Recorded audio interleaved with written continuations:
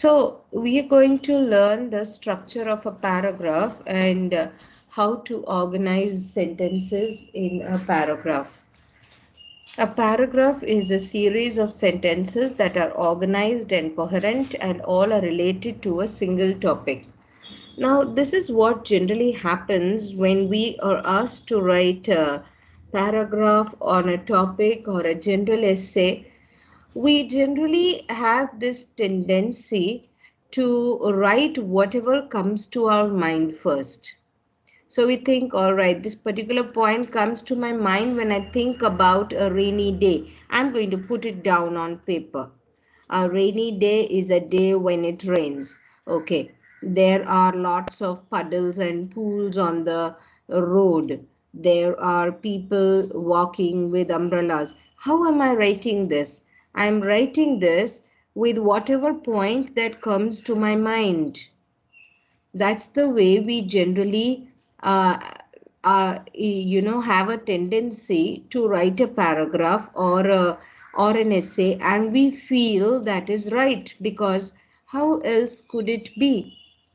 We think that's the right way, and we don't see any sense of being disorganized when we write a paragraph or an essay in that way. So, this is one thing that you can keep in mind. Whenever you write one paragraph, it is related to a single topic. It is not the topic that has been prescribed for you, that this topic you need to write. It is not that. It is a single point you are making. That is what I mean when I say it is related to a single topic, meaning there is one main point in the paragraph. So every piece of writing you do that is longer than a few sentences should be organized into paragraphs. This is because paragraphs show a reader where the subdivisions of an essay begin and end, and thus help the reader see the organization of the essay and grasp its main points. So let us say you are writing an essay, randomly putting down on paper the points that come to your mind. You may have a feeling that the points are coming to your mind in a very organized fashion. That yes, this is the way it should be written. Then how do you decide that you need to go to the next paragraph? That happens when you have written 5 or 6 sentences together and covered at least one third or half of a page. While writing, you feel all right now. This is enough big to make it one paragraph. Now I'm going to break it and go on to the second paragraph.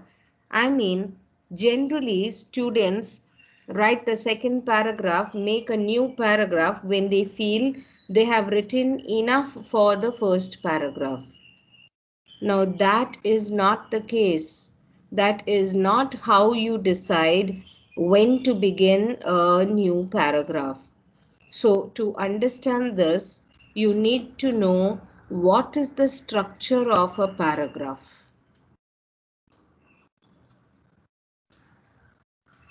Paragraphs can contain many different kinds of information. A paragraph could contain a series of brief examples or a single long illustration of a general point. It might describe a place, character, or process, narrate a series of events, compare or contrast two or more things, classify them into categories, or describe causes and effects. Regardless of the kind of information they contain, all paragraphs share certain characteristics. One of the most important of these is a topic sentence. Now, I told you that understanding the structure of a paragraph is important. In order to know the structure of the paragraph, you should understand what is a topic sentence because it is the most important part of a paragraph. But before we go on to understanding what is a topic sentence and what are the other types of sentences that are there in a paragraph, we need to understand what can be the general categorization of a paragraph. As in, what does a paragraph give the reader? Okay, a paragraph can give the reader a description of a place, a description of a character, or a description of a process. That is one type of a paragraph, descriptive paragraph. A paragraph can narrate a series of events. Okay, this happened and then this happened and then this happened and then the fourth thing happened. So you are going in the order in which things happened. That is another type of paragraph called the narrative paragraph. Compare or contrast two or more things. How two things are similar to each other or different from each other. Such a comparison or contrast can also be mentioned in a paragraph. Comparison. Classify items into categories. So this is called categorization, putting them under various subheadings, putting them under various groups or slots. If you describe cause and effect, that is also another theme or topic that you can take up in a paragraph.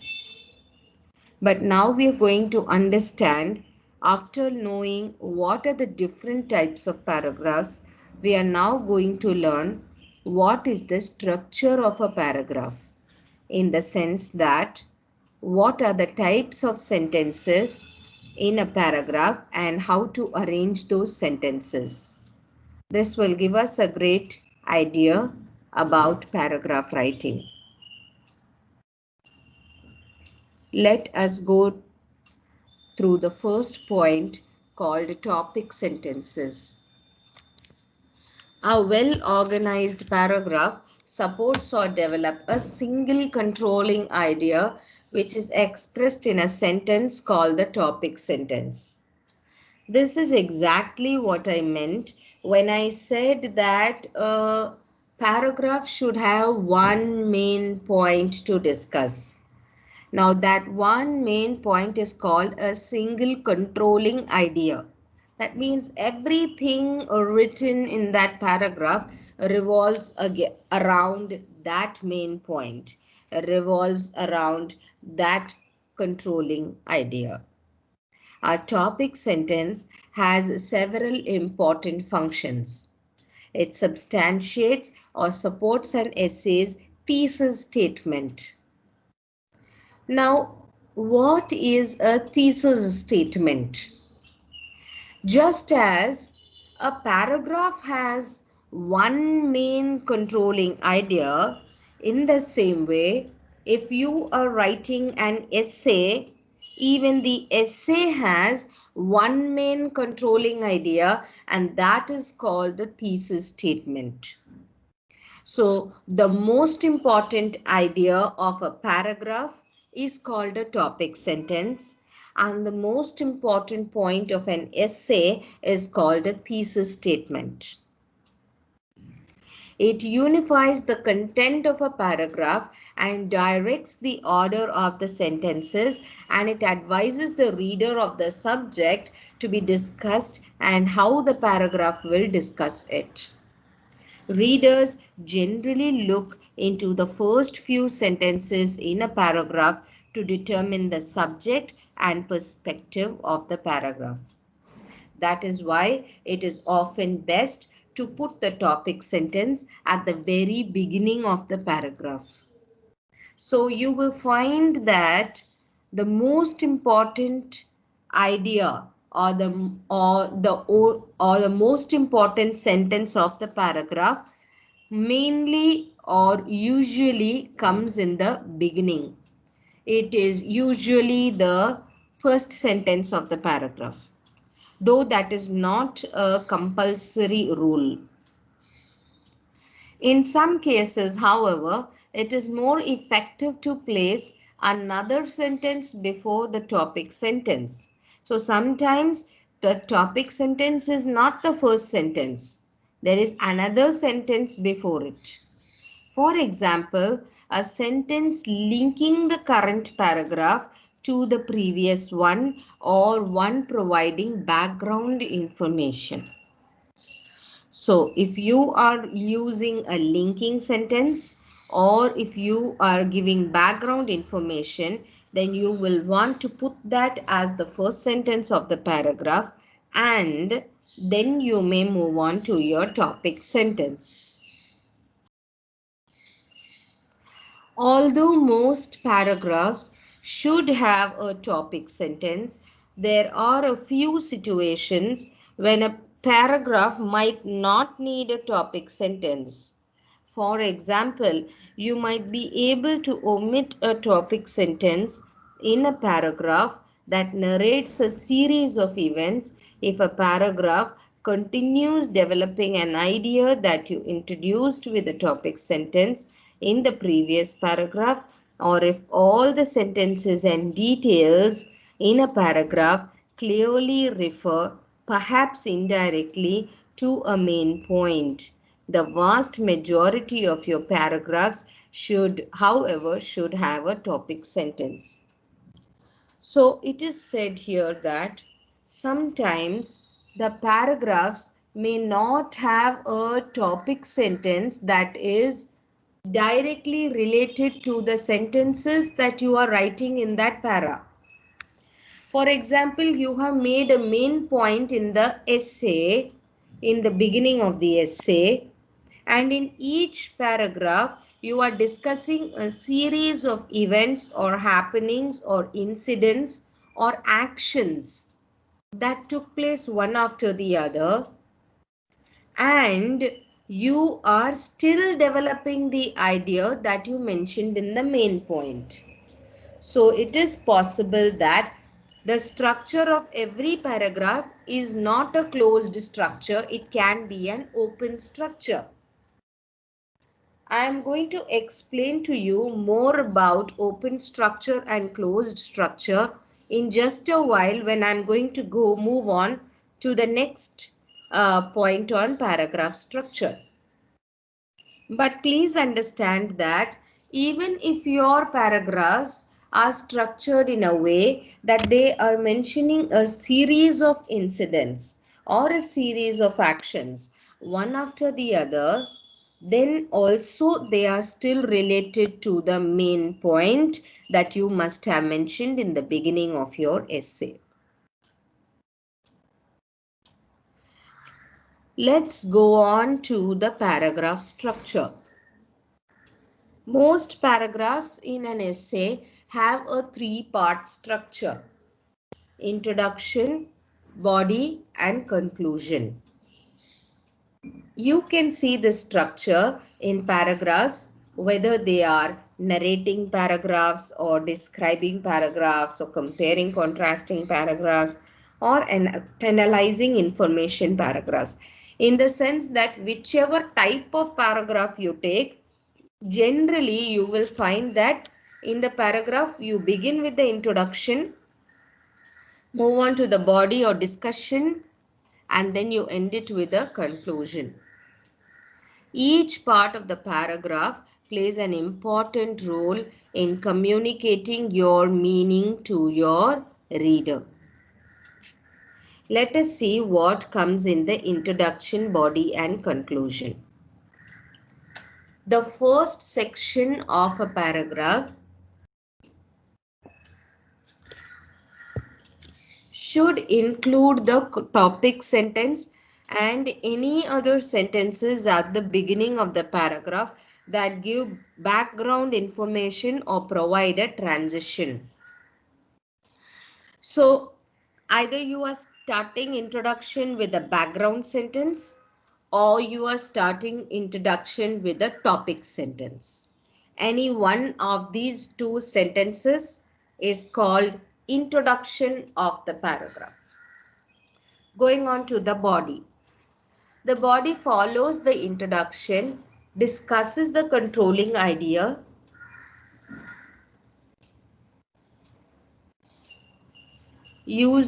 using facts, arguments, analysis, examples, and other information. So, if you are explaining the topic sentence, it is explained in the body. If you are giving an argument about it, then also it is mentioned in the body of the paragraph.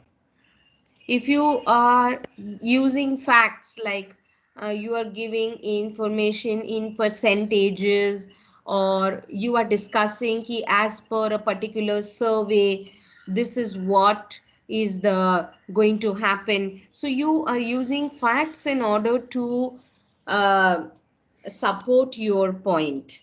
That also comes in the body of the paragraph. Or you may want to analyze the given point and try to come to some sort of an understanding about the point that you have introduced in the paragraph. That is called an analysis. That also comes only in the body. So it's any one of these things. It's not all.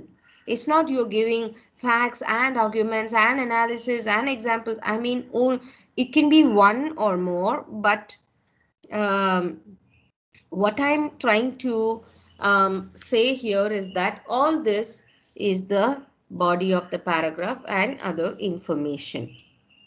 Let's go on to the conclusion. That's the final section. It summarizes the connections between the information discussed in the body of the paragraph and the paragraph's controlling idea. So it is like a summarization or like a final sentence that connects topic sentence and that connects the body, and of course connects it with itself, which is the conclusion. The following paragraph illustrates this pattern of organization. In this paragraph, the topic sentence and concluding sentence are capitalized, and they both help the reader to keep the paragraph's main point in mind. So you don't have to capitalize them, but so that you can understand which is the topic sentence and which is the concluding sentence, they have capitalized both for your better understanding. Let us see in this paragraph which is the topic sentence. Scientists have learned to supplement the sense of sight in numerous ways. So let me read that again. Scientists have learned to supplement the sense of sight in numerous ways. This is the lead sentence of the paragraph, or the controlling idea, or the most important sentence. Now let us go on to the body of the paragraph, which is going to explain what this means. What it means to say, or what it means to understand, that scientists have learned to supplement the sense of sight in numerous ways. Let us see what explanation the writer provides.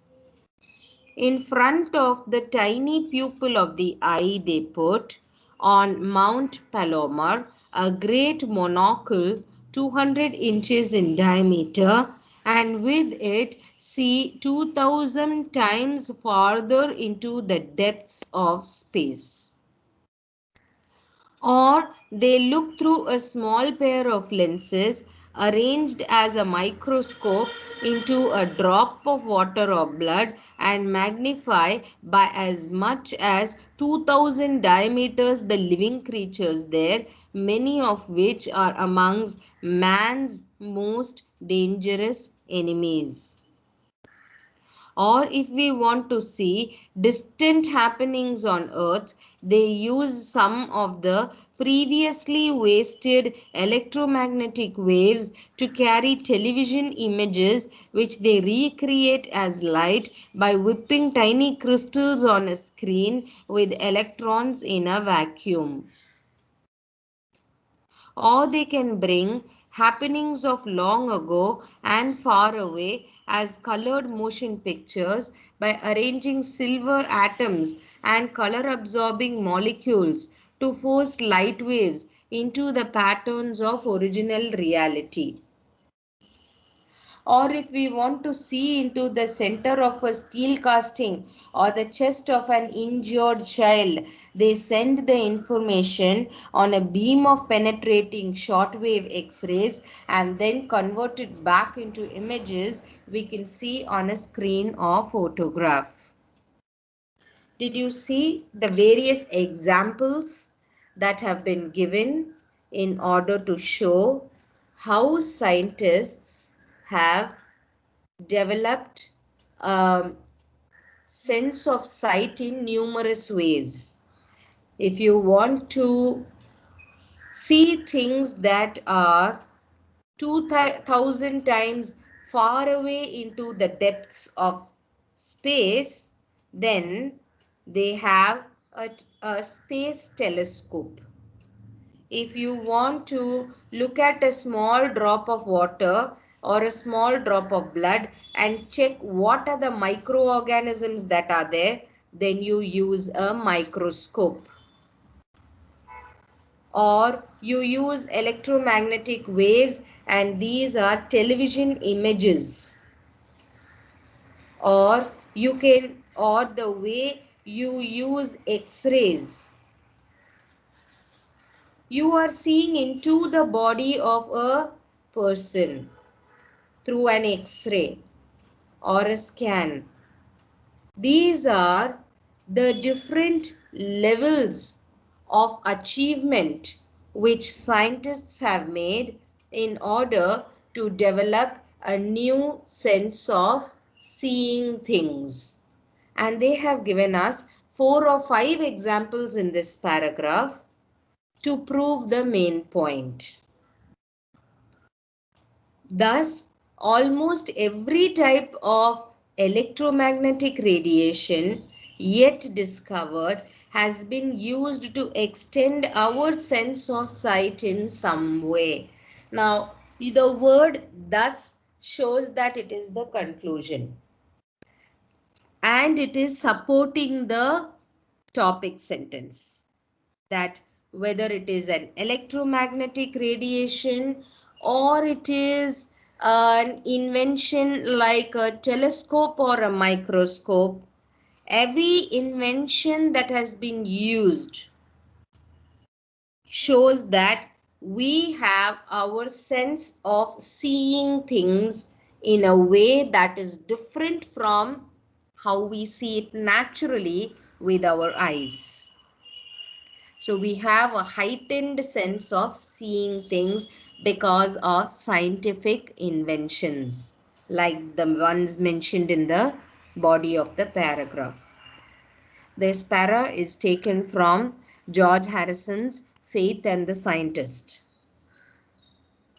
And you were now able to see very clearly the difference between what is a topic sentence that introduces the main controlling idea, what is the body of the paragraph that gives so many examples to prove the first point, and what is the conclusion that supports and authenticates the topic sentence in this way as in the example given.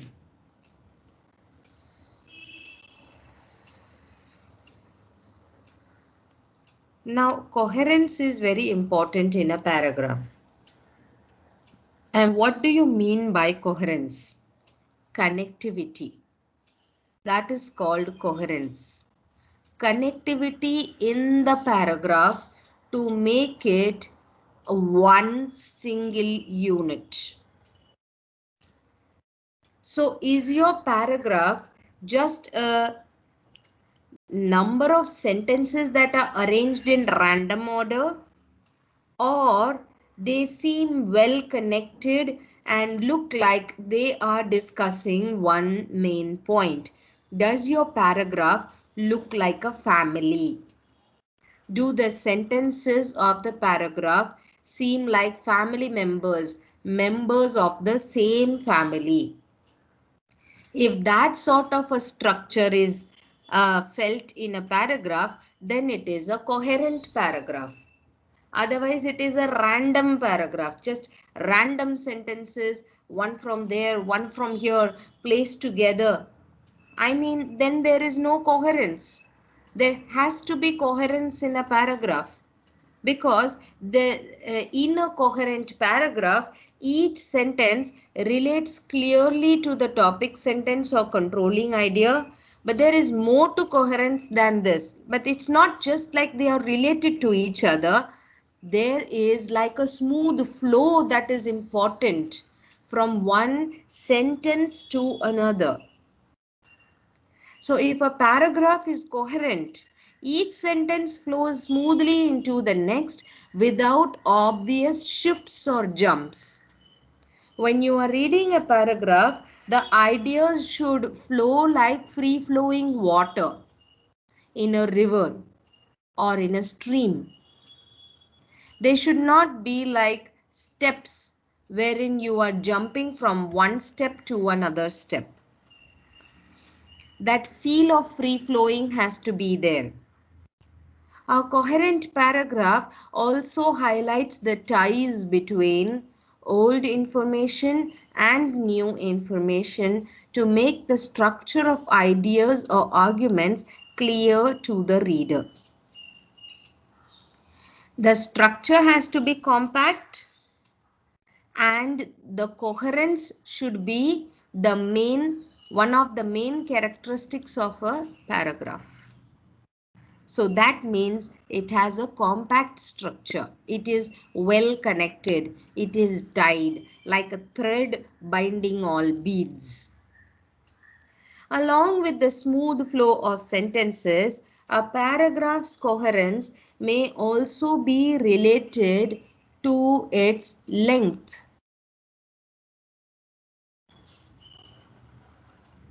So, what are they talking about? The length of a paragraph. For example, if you have written a very long paragraph, one that fills a double spaced typed page, for example, you should check it carefully to see if it should start a new paragraph where the original paragraph wanders from its controlling idea. Now, if you feel that your paragraph that you have written is very, very long, so long because you were just thinking about the idea and matters simply kept flowing in your mind, and your hand simply kept writing down that which was flowing in your mind. The thoughts that were originating in your mind, you were simply putting it on paper. So what happens is, in such a situation, you may seem to wander off. You are not going to be bothered about the structure. You're not going to be bothered about topic sentence. Are, is the topic sentence coming in my mind? Oh, no, no, this is an example sentence. Or is the conclusion popping up now? You are not going to be bothered about naming the sentences, identifying the sentences when you are writing a paragraph. It is a very natural tendency to write the paragraph as in which the way it appears in your mind. That is totally fine. You can put down the points that are coming up in your mind, but that need not be considered as the final draft. That is only your rough draft or first draft. This is because you are jotting down the points that are coming up in your mind and putting it on paper. Maybe the structure is not compact. The sentences may not be coherent.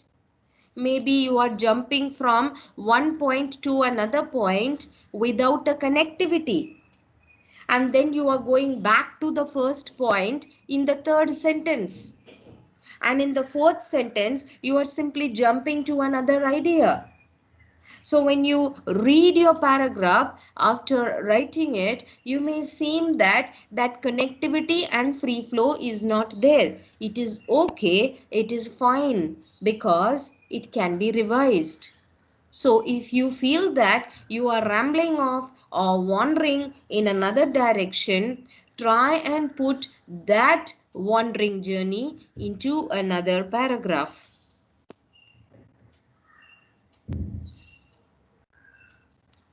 On the other hand, if a paragraph is very short, only one or two sentences perhaps, you may need to develop its controlling idea more thoroughly or combine it with another paragraph. So sometimes paragraphs are very short. Two sentences or only one sentence makes it a paragraph. At that time, you should link it with another paragraph, or you should consider putting more points in that paragraph. Now, if you may remember, when we learnt letter writing, the last sentence usually was the shortest paragraph. Like, looking forward to hear from you soon. Just one sentence, but I asked you to put it in the conclusion paragraph. Now that paragraph does not stand on its own.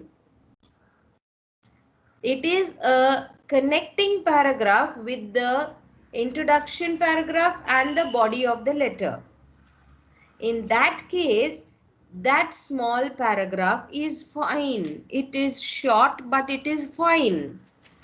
You don't need to compulsorily create a topic sentence for the third paragraph, compulsorily create an explanation of it, and compulsorily create another conclusion sentence for the concluding paragraph. All that is not required. You can simply link that paragraph to the body of the letter, and that is totally fine. It is still integrated, it is still coherent, it is still combined.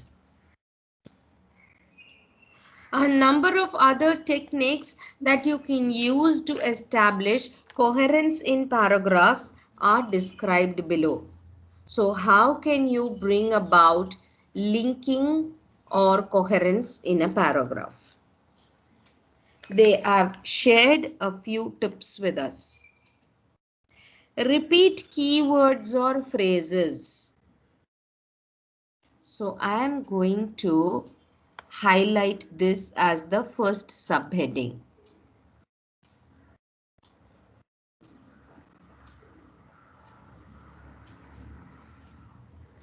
Repeat keywords or phrases. Particularly in paragraphs in which you define or identify an important idea or theory, be consistent in how you refer to it. This consistency and repetition will bind the paragraph together and help your reader understand your definition or description.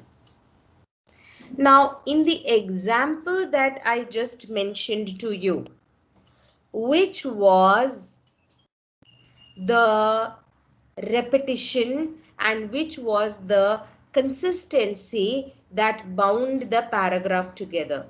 Please go back, read it, and tell me which is the repetition that keeps the paragraph together. Scientists have learned to supplement the sense of sight in numerous ways. In front of the tiny pupil of the eye, they put on mount all that, or they look into the small pair of lenses, or if we want to see the distant happenings, or they can bring happenings of long ago. Can you see the word or that is here? I mean, every sentence in the body Almost every sentence in the body begins with or they look into the small pair of lenses, or if we want to see distant happenings, or they can bring happenings of long ago. Every sentence begins with or if we want to see into the center. In all these sentences, or is a linking word. With this example, you will be able to understand what it means by repeat keywords or phrases, particularly in paragraphs in which you define or identify an important idea or theory. Be consistent in how you refer to it. Here, the consistency word is or. This consistency and repetition will bind the paragraph together and help your reader understand your definition or description, because it is binding all the examples together. Create parallel structures. Parallel structures are created by constructing two or more phrases or sentences that have the same grammatical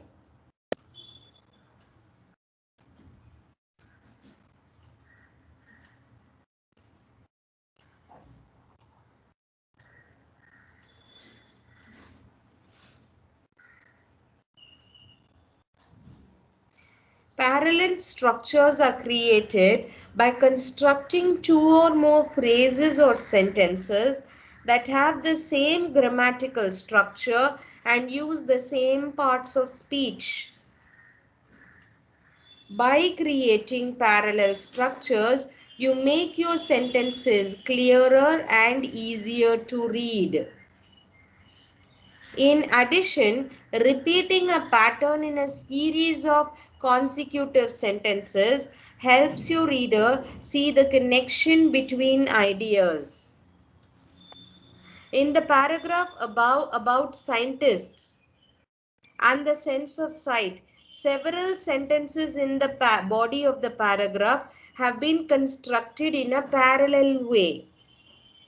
The parallel structures which have been emphasized help the reader see that the paragraph is organized as a set of examples of a general statement.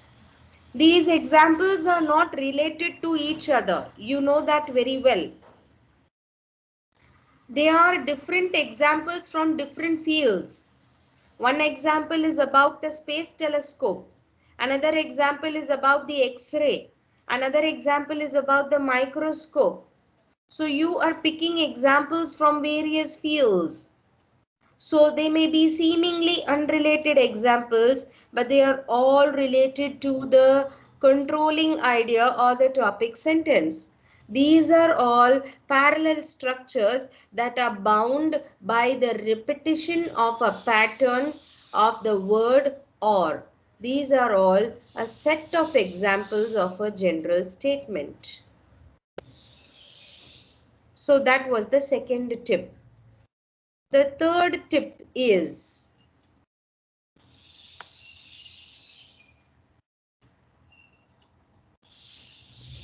be consistent in point of view, verb tense, and number. Consistency in point of view, verb tense, and number is a subtle but important aspect of coherence. If you shift from the more personal you to the impersonal one, from past to present, or from man to they, for example, you make your paragraph less coherent. So for example, if you begin the sentence, the paragraph with, you need to keep these things in mind before writing a paragraph. All right, this is your first sentence. And then instead of continuing with, you need to keep the structure of the paragraph in mind by identifying the sentences as topic sentence, supporting sentences, concluding sentence, instead of again using you. If in the second sentence you write one should understand, then you have changed from you to one, that is second person to third person. That means there is lack of consistency. You need to be consistent. If you are writing the paragraph in the second person, you, y'all, all those things, then you have to maintain that person. If you are writing it in past tense, continue to write other sentences also in past tense. If you are writing in present tense, continue to write the other sentences also in the present tense. Don't jump from past tense to present tense or present tense to future tense. I mean, keep the tense consistent. Then coming about number. Number as in singular or plural.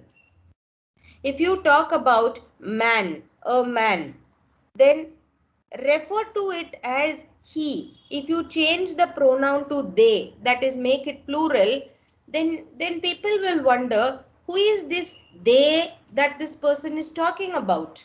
I thought we had only one man as referred in the paragraph.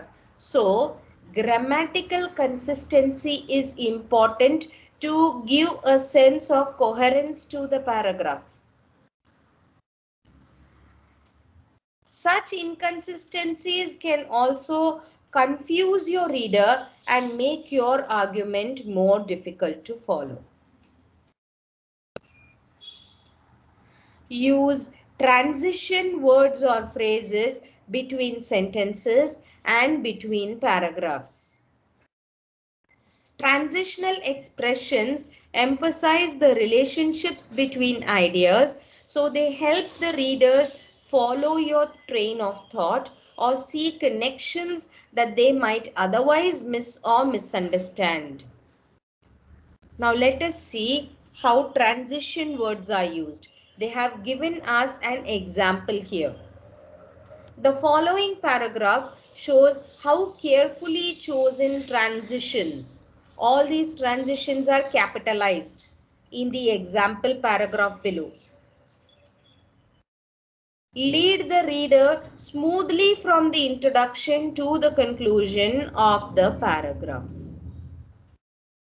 Mainly pay attention to the transition words and see and understand how they link the paragraph together to make it seem like a unified whole. I don't wish to deny that the flattened, minuscule head of the large-bodied Stegosaurus houses little brain from our subjective top-heavy perspective. But I do wish to assert that we should not expect more from the beast. First of all, large animals have relatively smaller brains than related small animals. The correlation of brain size with body size among kindred animals, all reptiles, all mammals, for example, is remarkably regular. As we move from small to large animals, from mice to elephants, or small lizards to Komodo dragons, brain size increases, but not so fast as body size. In other words, bodies grow faster than brains. And large animals have low ratios of brain weight to body weight. In fact, brains grow only about 2/3 as fast as bodies. Since we have no reason to believe that large animals are consistently stupider than their smaller relatives, we must conclude that large animals require relatively less brain to do as well as smaller animals. If we do not recognize this relationship, we are likely to underestimate the mental power of very large animals, dinosaurs in particular. This is taken from Stephen Jay Gould's Were Dinosaurs Dumb? So you see the words and phrases that are used here. But, first of all, for example, as, but, in other words, and, in fact, since, all these are transitions. This gives a connectivity to the paragraph. Some useful transitions. If you want to show addition, like you want to add another point, you can use these transitions. Again, and, also, besides, equally important, first, second, third. All these are examples of adding new points. If you want to give examples, you can use these transitions. For example, for instance, in fact, specifically, that is, to illustrate. These are examples of how to give examples as transitions. If you want to compare, you have a few examples here. Also, in the same manner, likewise, similarly. If you want to contrast, then although, and yet, at the same time, but, despite, and all the rest of it that are mentioned here.